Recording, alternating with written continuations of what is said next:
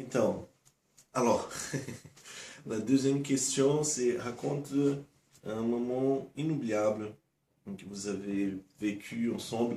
Donc pour moi, à mon avis, c'était les JMJ, donc les deux JMJ qu'on a vécu ensemble. En fait, les JMJ de Madrid, on venait de commencer notre fréquentation et on n'a pas vécu vraiment ensemble, mais pour moi c'était fort parce qu'en fait, je la cherchais pendant tous les JMJ, j'essayais de repérer les groupes de la Guyane française et je ne trouvais pas.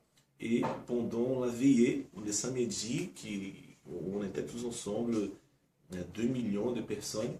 J'attendais pas la rencontrer, voilà, je pensais pas, j'imaginais pas pouvoir la rencontrer au milieu de ces 2 millions de personnes. Et là, j'ai vu le drapeau 973 avec le drapeau français et marqué les noms, les numéros, les chiffres de la Guyane française du département.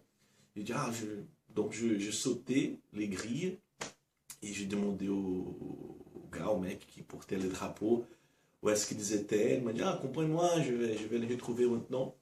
Et là, j'ai retrouvé Vania dans ces moments où je ne pensais pas la retrouver. Et on a passé un après-midi ensemble, tout, c'était un moment génial pour nous, pour moi. Et après aussi à Rio, on a vécu les GMJ ensemble. Là, on était ensemble pendant tous les GMJ.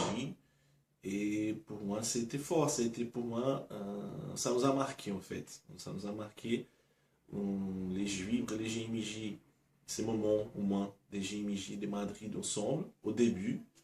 Et après, à Rio, c'était un autre moment de notre relation où on a vu que Dieu, il commençait une nouvelle ère voilà, dans notre relation. Et c'est à partir de ce moment qu'on a décidé de marcher, de cheminer vers les fiançailles, vers les mariages, cet engagement plus concret pour les mariages qui sont les fiançailles. Donc moi, c'était les JMJ et surtout